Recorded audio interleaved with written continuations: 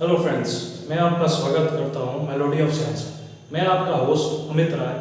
आज के सेशन में आपको प्रिपरेशन ऑफ अल्कोहल में सेकंड पार्ट जो कि है हाइड्रोबोरेशन ऑक्सीडेशन, उसके बारे में आज बातें करेंगे। ठीक है, हमने इससे पहले सेशन में एल्कीन की मदद से कैसे अल्कोहल को फॉर्म करवाया उसके बारे में पढ़ा था, जिसमें हमने एक स्पेसिफिक मेथड पढ़ा था जिसका नाम था एसिड कैटलाइज्ड हाइड्रेशन। आज जो हम मेथड पढ़ेंगे उसमें भी हम alkene as a reactant use करेंगे और इस मेथड का नाम है हाइड्रोबोरेशन ऑक्सीडेशन। ठीक है, तो आपने जो मेथड सुना वो है हाइड्रोबोरेशन ऑक्सीडेशन। क्या नाम है? Hydroboration oxidation. अब देखिए, हाइड्रोबोरेशन ऑक्सीडेशन जैसे वर्ड से ही पता चल रहा है, यहाँ पे हाइड्रोबोरेन या डाइबोरेन का यूज करके ऑक्सीडेशन कर। अब यहाँ पे दो इंपॉर्टेंट चीज का यूज किया जाएगा। पहला BH3 और BH3 होल्ड पर, जिसको B2H6 बोलते हैं। दूसरा H2O2 in the presence of basic medium. यहां पे बेसिक मीडियम का यूज किया जाएगा। ठीक है,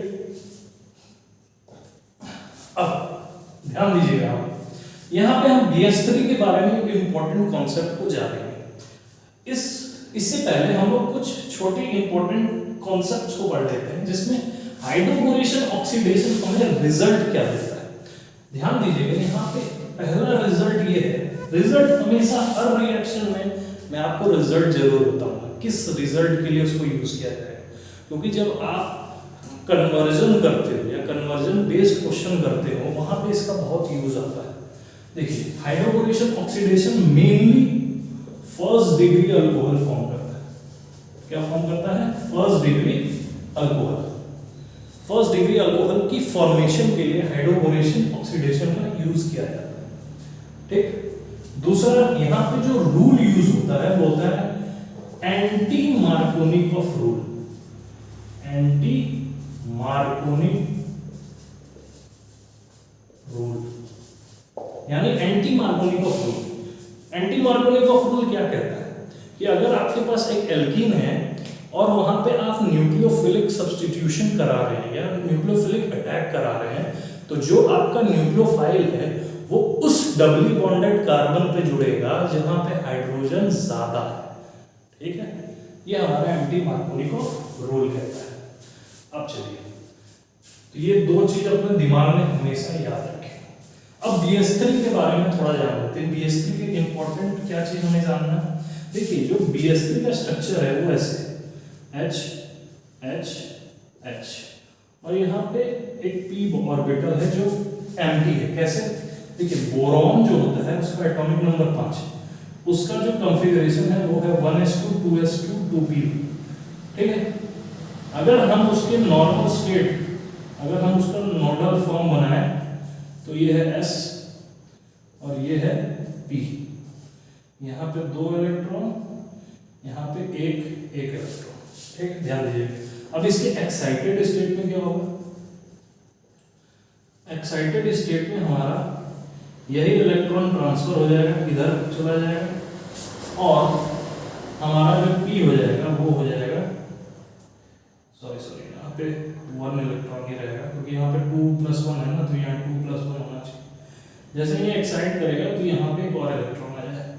तो बेसिकली हमारे पास 1 2 3 अनपेयर्ड इलेक्ट्रॉन है और एक खाली p ऑर्बिटल है। उसी खाली p ऑर्बिटल का यहाँ बहुत इंपॉर्टेंट यूज है, ध्यान देना। इसी p ऑर्बिटल की वजह से ये पूरा प्रोसेस काम करेगा। ठीक है, तो मैं बताऊंगा आगे कैसे ये काम करता है। ध्यान देना है, पहला फर्स्ट डिग्री अल्कोहल के लिए यूज होता है, दूसरा एंटी मार्कोनिकॉफ रूल यहाँ यूज किया जाता है, तीसरा BH3 का बहुत इंपॉर्टेंट यूज है। H2O2 ऑक्सीडेशन के लिए यूज किया जाएगा। ऑक्सीडेशन का यूज H2O2 के थ्रू होगा, यानी जो हमारा इनडायरेक्ट, बेसिकली ये इनडायरेक्ट हाइड्रेशन के लिए यूज होता है। तो यहाँ पे इनडायरेक्ट हाइड्रेशन कौन करा रहा है? H2O2 in the presence of या इन बेसिक मीडियम। ठीक है, चलते हैं आगे। अब हमें यहाँ पे रिएक्टेंट जो यूज करना है वो बेसिकली क्या यूज करना है, एल्कीन। और वही एल्कीन जो हमने एसिड कैटालाइज हाइड्रेशन में यूज किया था उसी के बारे में देखिए। एल्कीन जो है दो प्रकार के हैं ऑर्गेनिक में बेसिकली, एक है सिमेट्रिकल, दूसरा अनसिमेट्रिकल। तो सिमेट्रिकल एल्कीन और एक अनसिमेट्रिकल एल्कीन।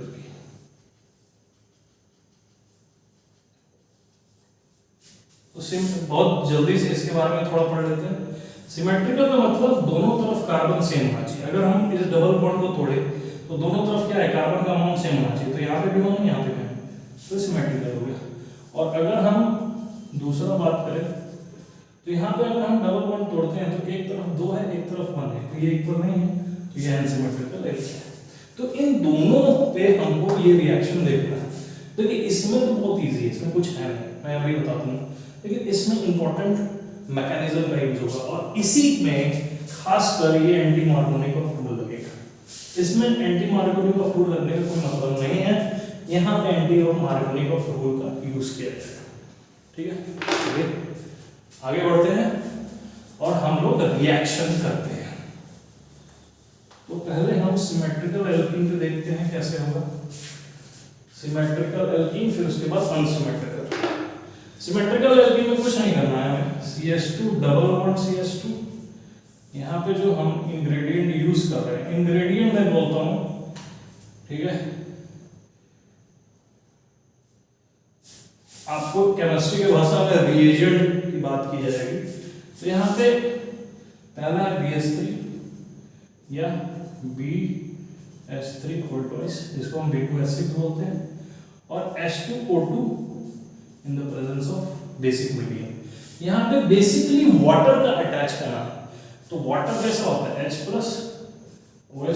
अब तुम कहीं भी जोड़ दो इसको भाई, यहाँ पे अगर तोड़ोगे तो एक प्लस एक माइनस, तो एक बार यहाँ पे एक बार यहाँ पे, तो कहीं भी जोड़ोगे तो हमारा आएगा CH3 CH2H। वाटर का एडिशन होना है इनडायरेक्टली, तो ऐसे ही होना है। ठीक है, तो सिमेट्रिकल एल्कीन में यही ध्यान देना है। अब देखिए ये हाइड्रोजन आ कहाँ से आ रहा है, ध्यान दीजिएगा, ये हाइड्रोजन वाटर का नहीं है, ये हाइड्रोजन कहाँ से आ रहा है, BH3 थ्रू। BH3 के ही थ्रू यहाँ हाइड्रोजन ऐड हो रहा है। और ये OH- कहाँ से आ रहा है, पेरोक्साइड। मैंने बताया था ऑक्सीडेशन होगा, तो कहाँ से थ्रू होगा, पेरोक्साइड के थ्रू। अब ये कैसे होगा, क्या मेथड यूज होता है, उसको हम मैकेनिज्म में बताएंगे। तो चलते हैं अनसिमेट्रिकल एल्कीन के ऊपर। ठीक है, सिमेट्रिकल एल्कीन में कोई फर्क नहीं पड़ा, चाहे आप यहाँ OH हो, दोनों ही सेम है।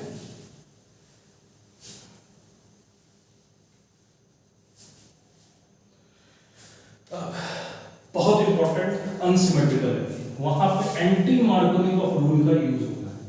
ठीक है, तो ध्यान रखते, एक अनसिमेट्रिकल एल्कीन लेते हैं और यहाँ पे यूज करते हैं रिएजेंट BH3 और BH3 होल ट्वाइस। आपके टेक्स्ट बुक में B2H6 भी लिखा होगा, इसीलिए मैं लिख रहा हूँ। और H2O2OH-। NCERT में शायद B2H6 दिया है। अब मैकेनिज्म पे चलते हैं। बेसिकली इसमें मैकेनिज्म क्या यूज होता है, ध्यान दीजिएगा। जो एल्कीन है उसके पास एक पाई बॉन्ड है जो लूजली पैक्ड है, यानी लूजली पैक्ड का मतलब होता है जो जल्दी से ब्रेक कर जाएगा, तुरंत किसी के लिए अवेलेबल रहे। ठीक है, उसका यूज कौन करने वाला है, ये BH3 यूज करेगा। क्यों यूज करेगा, क्योंकि इसके पास एक खाली p ऑर्बिटल है, पीछे बताया था। खाली p ऑर्बिटल होने से क्या होगा, देखो ध्यान देना, बोरॉन जो है उसका जो कॉन्फ़िगरेशन है वो ये है 1s2 2s2 2p1। अब इसको एक्साइटेड स्टेट में ले जाएंगे तो आएगा 2s2 2p2। अगर इसको एक्स्ट्रा स्टेबल कॉन्फ़िगरेशन में ले जाना है तो यहाँ पे p3 आ जाना चाहिए। आपको पता है ना कि p3 इज एक्स्ट्रा स्टेबल। ठीक, तो अगर ये p3 आना चाहिए तो इसको एक इलेक्ट्रॉन यहाँ चाहिए, एक इलेक्ट्रॉन यहाँ चाहिए, यानी 2 इलेक्ट्रॉन चाहिए। और यहाँ पे 2 p ऑर्बिटल, मतलब p ऑर्बिटल बेसिकली खाली है, तो यानी कि इसको इलेक्ट्रॉन, मोटा मोटी जो हम बात करने वाले हैं इसका मतलब इसको इलेक्ट्रॉन की जरूरत है।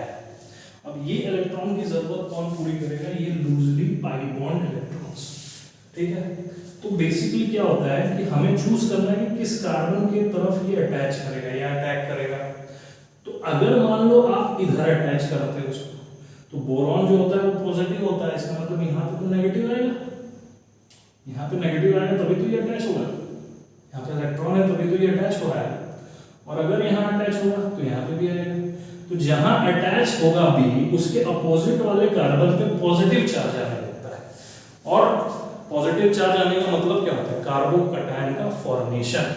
अब ध्यान दीजिए, अगर इस कार्बन पे पॉजिटिव चार्ज आएगा तो ये सेकंड डिग्री कार्बोकैटायन बनेगा, ठीक। और अगर इस पे कार्बोकैटायन आएगा तो ये फर्स्ट डिग्री कार्बोकैटायन बनेगा। तो कौन ज्यादा स्टेबल है? सेकंड डिग्री कार्बोकैटायन, ठीक है। तो हम अटैच कहाँ करेंगे?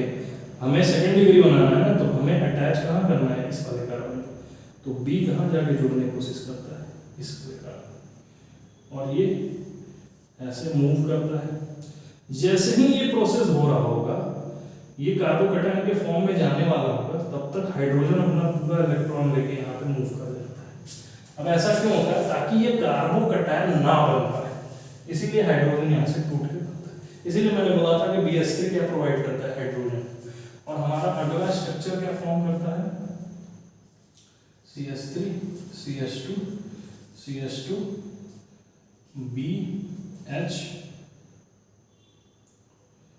H, और यहाँ पे P ऑर्बिटल। अभी भी खाली है P ऑर्बिटल, इसकी भूख खत्म नहीं हुई, अभी भी खाली P ऑर्बिटल है। अब क्या होगा? फिर से हम एल्कीन प्रोवाइड करेंगे। क्या करेंगे? एल्कीन। ध्यान दीजिएगा, यहाँ पे 3 मोल ऑफ एल्कीन का यूज किया जा रहा है। तो फिर हम एल्कीन प्रोवाइड करेंगे, CH3 CH double bond CH2। अब ध्यान दीजिएगा, यहाँ पे मेथड समझना है। अब वही चीज रिपीट करनी है, तो मैं आपको एक दिमाग बता देता हूँ। जो पहला कार्बन होगा वहां पे B जुड़ेगा, और जो उसके बगल वाला कार्बन होगा उस पे H जाके जुड़ेगा।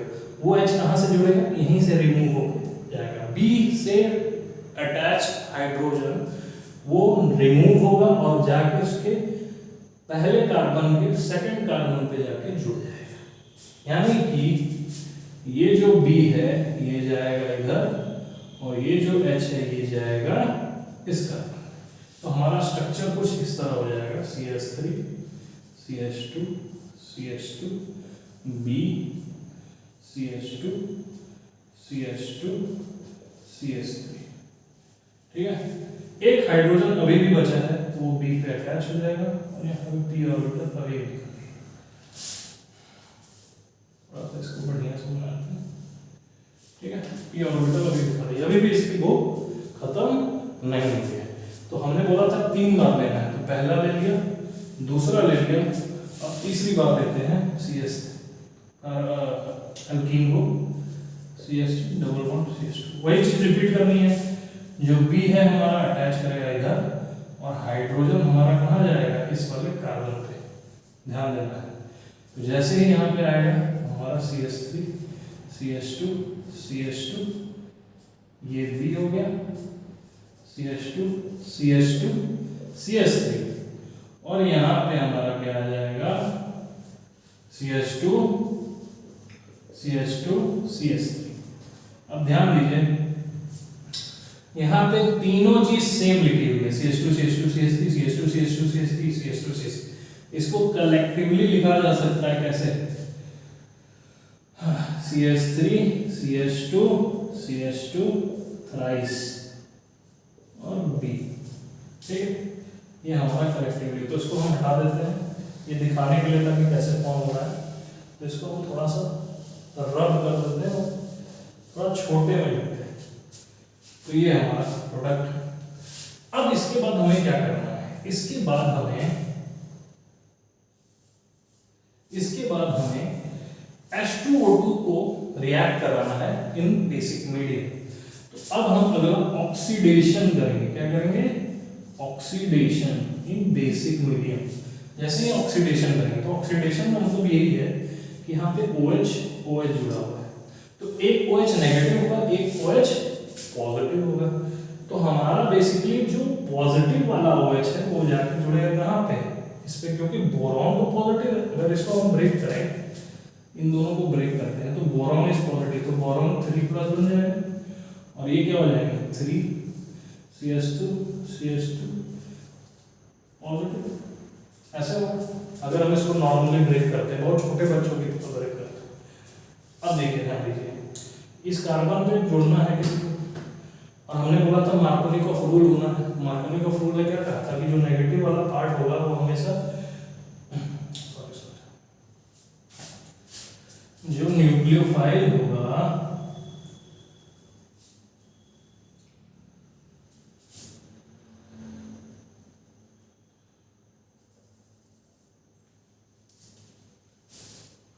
ठीक है, तो ये पहले कार्बन पे जाके जुड़ना चाहिए, नेगेटिव है इसका।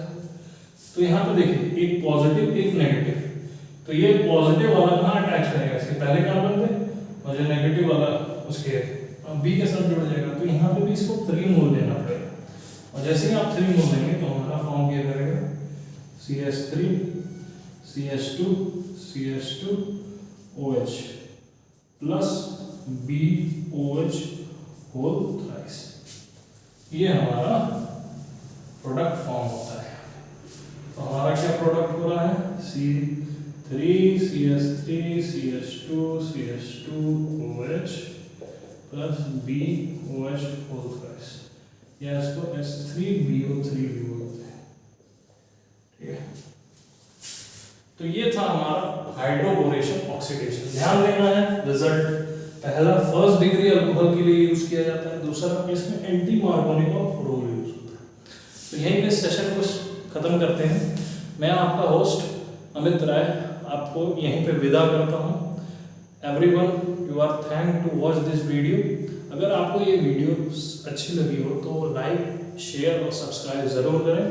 Thank you.